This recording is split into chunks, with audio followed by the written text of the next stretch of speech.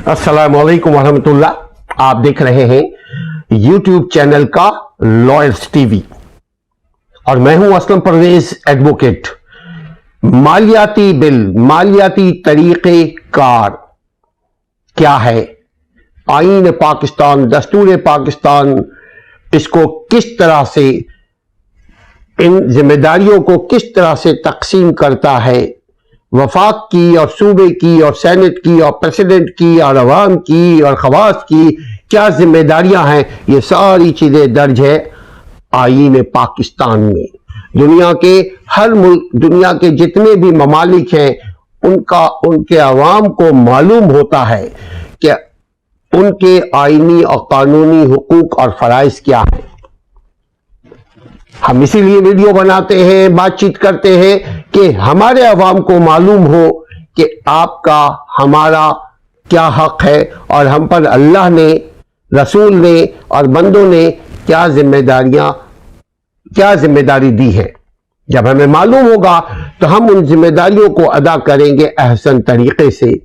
ना मसाइल दूसरों के लिए पैदा करेंगे, ना मसाइल हमारे लिए क्रिएट होगा।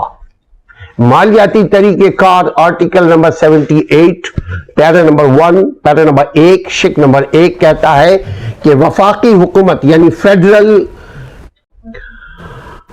आईन पाकिस्तान, दस्तूर पाकिस्तान का आर्टिकल नंबर 78 मालियाती तरीक़ेकार के मुतालिक कुछ उसूल, कुछ ज़ाब्ता बयान करता है।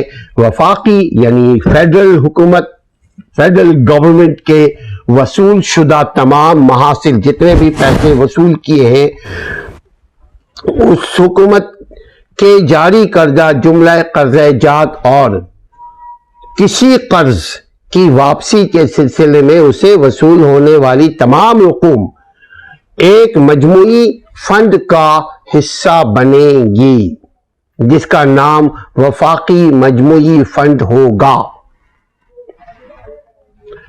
दीगर तमाम फोरम और आर्टिकल 78 का पैरा नंबर 2 कहता है कि दीगर, उसके अलावा दीगर जितने भी रकूम हैं, जितने भी पैसे हैं, उसको पैरा नंबर 2 के शिक नंबर अलिफ के तहत जो वफाकी हुकूमत यानी फेडरल गवर्नमेंट को इसकी तरफ से वसूल हो, फेडरल गवर्नमेंट को जो पैसे वसूल होते हैं वो या पैरा नंबर बी फिर कहता है जो अदालत उज़्मा यानी हाई कोर्ट, सुप्रीम कोर्ट या वफाक के अख्तियार के तहत कायम शुदा किसी दूसरी अदालत को वसूल हो। अदालत में भी पैसे वसूल किए जाते हैं, जुर्माने लगाए जाते हैं, जमानतें जो दी जाती हैं, वो पैसे जो वसूल हो अदालत के थ्रू या उनके पास